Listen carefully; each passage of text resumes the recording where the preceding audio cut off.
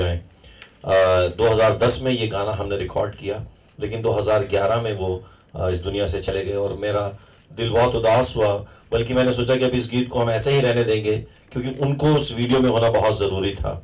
लेकिन कुछ अरसे के बाद हमने इस बारे में बात की और ये गीत मैंने फिर मिथुन जी को सुनाया। उनको भी बहुत अच्छा लगा और उन्होंने कहा कि इस गीत को हमें करना चाहिए। मेरी पत्नी ने भी कहा कि हमें इस गीत को आगे लेके जाना चाहिए। श्रेया जो हमारे साथ इसमें गा रही हैं, वो इस वीडियो की डायरेक्टर भी हैं।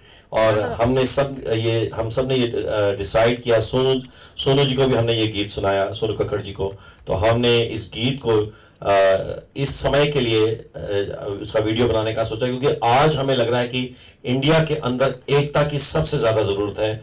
अगर एक घर जो आपस में डिवाइड हो जाता है, जो फूट जिसमें पड़ जाती है, वो घर गिर जाता है। और आज हमारे देश में एकता की आवश्यकता है। आज हमारे देश के अंदर प्यार की ज़रूरत है। और आने वाले चंद सालों में अगर हम एक नहीं हुए तो हमारे देश में बहुत मुश्किल खड़ी हो सकती है। और इसीलिए हम सब एक हैं। मैं समझता हूँ कि ये बहुत टाइमली, बहुत सही समय पर यह गीत आया है।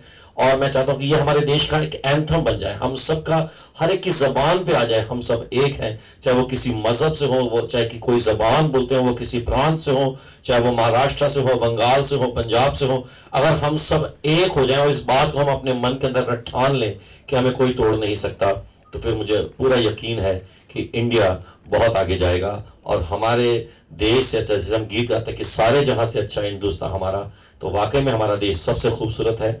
और मैं जितने भी सुनने वाले हैं, आप सबको यही कहना चाहूँगा कि हम सब एक हो जाएं। और मैं चाहूँगा कि मिथुन जी भी चंद अल्फाज इसके लिए कहें। मैं आज यहाँ पर एक प्रोफेशनल की तरह नहीं, बल्कि मुझे ऐसा लगता है कि एक हिंदुस्तानी होने के नाते यहाँ पर आया हूँ। और इसी मकसद के साथ भी मैं इस गॉड ब्लेस इंडिया प्रोजेक्ट से जुड़ा हूँ। पास्टर अनिल खुद एक बहुत सक्षम संगीतकार और गायक है, और उनको ऐसी ज़रूरत नहीं है कि किसी और की आवाज़ वो ले। लेकिन उन्होंने जब ये मैसेज मेरे साथ शेयर किया कि हम सब एक है और गॉड ब्लेस इंडिया, मुझे ऐसा लगता है कि हम सब एक है। हम बचपन से ये सीख दी गई है हमको, बचपन से हमको सिखाया गया है, क्योंकि और भी गीतों में ये पैगाम आया है। और मुझे ऐसा लगता है कि हमारे देश के, भारत देश के फाउंडेशनी 4 अल्फाज है ये कि हम सब एक है। मेरा दिल से मानना है कि पूरी दुनिया में हिंदुस्तान जैसा मुल्क नहीं है, क्योंकि जितनी हमको, मुझे याद है कि हम लोग प्लेज में बोलते हैं कि we are proud of its rich and varied heritage और यूनिटी इन डाइवर्सिटी। तो ये एक इटर्नल मैसेज रहा है हमारे कंट्री का, और इसलिए मैं इससे जुड़ा हूँ, not as a professional but as an Indian. बिल्कुल correct. I think this will wait for Sonu ji ना।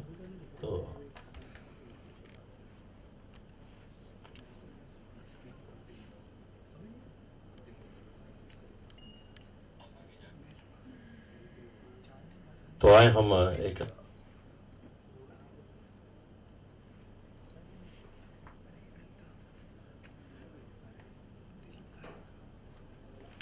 मौका चुना आपने। हाँ जी। और क्या पैगाम देना चाहेंगे आप हिंदुस्तानियों को, जिस तरह का माहौल आजकल चल रहा है, इंटॉलरेंस की बात हो रही है, रंग की बात हो रही है, एक ख़ास मुख्तलिफ पार्टी की खिलाफत हो रही है, कोई किसी के साथ है, कोई किसी के साथ नहीं है, सेंसर बोर्ड पे आपत्तियां लग रही हैं और ये मत करिए, वो मत करिए, क्या कहना? जी हाँ, बस ये अपनी जो पेट्रियाटिज्म को या अपनी देशभक्ति को साबित करने का जो एक एटमॉस्फेयर चल पड़ा है, मैं समझता हूँ कि हम सब ये पॉलिटिकल जो माहौल है ये बदलता रहेगा हिंदुस्तान में, चाहे वो आज कोई पॉलिटिकल पार्टी होगी, कल कोई और पॉलिटिकल पार्टी होगी, लेकिन हिंदुस्तान हमेशा हिंदुस्तान रहेगा।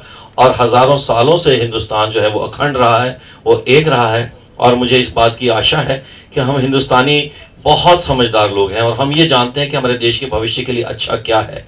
और हम सब ये इस बात को रियलाइज़ करें कि जो घर आपस में विभाजित हो जाता है और जो डिवाइड हो जाता है, divided house will always fall. लेकिन हमको गिरना नहीं है, हमारे देश को खड़ा होना है। और ये खड़ा हुआ है, हमेशा से खड़ा रहा है। और जो लोग कहते हैं हम इसको तोड़ेंगे, मुझे इस बात की पूरी उम्मीद है और यकीन है कि हम उनके उन मंशाओं को हम सफल नहीं होने देंगे। ओके मिथुन, अभी आपने कहा कि मैं नॉट एज एन आर्टिस्ट, मैं एज एन इंडियन खड़ा हूँ। क्या आपको लगता है कि देश में हालात सही नहीं? देखिए, मुझे ऐसा लगता है जो मैसेज है हम सब एक है, आई थिंक ये अपने आप में इटर्नल मैसेज है। इस आई थिंक हर दौर में इस मैसेज की ज़रूरत है। आई बिलीव हर टाइम के अपने चैलेंजेस होते हैं। पहले के टाइम के कुछ और रहे होंगे, आज शायद कुछ और है, but at every given point of time we as Indians have to stand together and we will stand together. Okay, do you think there are things which is not happening rightly in India? कुछ गड़बड़ है कहीं लगता है?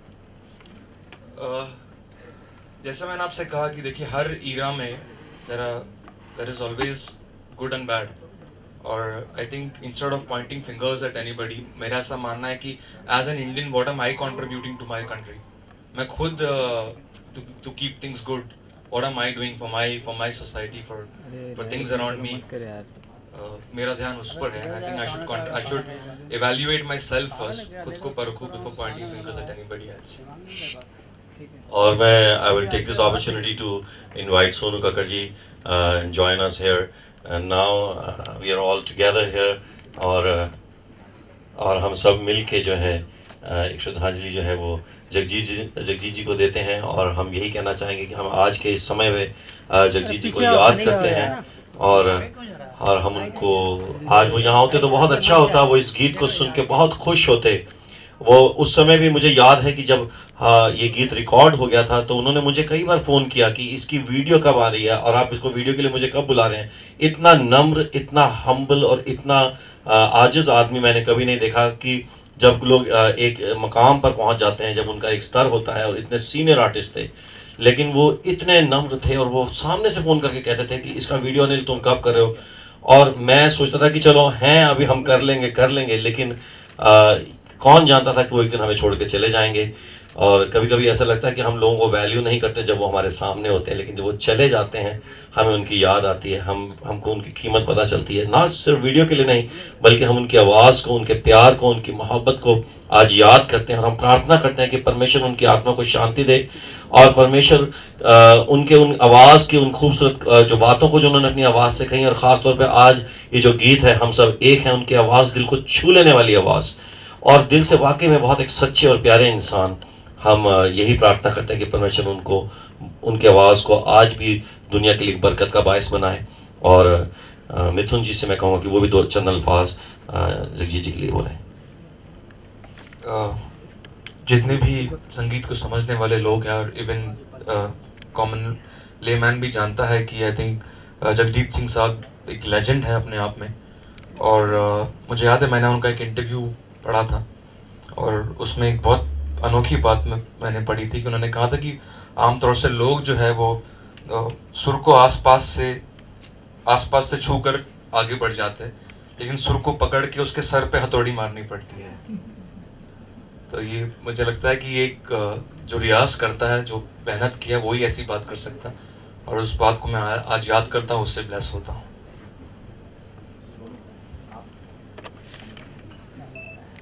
जब बोलने की बात आती है तो मैं सबसे पीछे हूँ। वेल, अनिल जी का सबसे पहले बहुत बहुत धन्यवाद कि इतना अच्छा प्रोजेक्ट में I am very happy to be a part of this beautiful project. और जहाँ पर मिथुन है जो मेरे फेवरेट कंपोज़र हैं, जैसा कि सभी जानते हैं, मैं हमेशा कहती हूँ और हमेशा कहती रहूँगी कि I really love his music. And ये गाना बहुत ही खूबसूरत है, बहुत मज़ा आया ये गाना गा के, और जगजीत जी की आवाज़ इस गाने में है, जो कि हमारे लिए बहुत सौभाग्य की बात है। वी ऑल आर फॉर्चुनेट, बहुत ज़्यादा भाग्यशाली हैं एक्चुअली। और I am a big fan of Jagjit Singh ji. I think सारे भी जो भी म्यूजिशियंस हैं वो यही कहेंगे, वो सेम बात कहेंगे कि हम उनके फ़ैन हैं, क्योंकि जिस तरह की गायकी और आवाज़ उनकी थी वो सदियों तक हमें, हमारे कानों में अभी तक वो रेसोनेट करती है, वो गूंजती रहेगी ज़िंदगी भर। जिस तरह से उन्होंने गाई हैं गज़लें, गज़ल अगर नाम है तो जगजीत सिंह जी बहुत सबसे पहले याद किए जाते हैं इंडिया से, और पाकिस्तान से मुझे गुलाम अली जी की मैं बहुत बड़ी फ़ैन हूँ। तो ये दो गज़ल सिंगर्स जो कि मेरे बहुत फेवरेट हैं। I am so happy to be a part of this album. Thank you. हम लोग प्रेस वाले कुछ और आए थे, एक बार वीडियो और देख लें, then we will have a live performance. Thank you.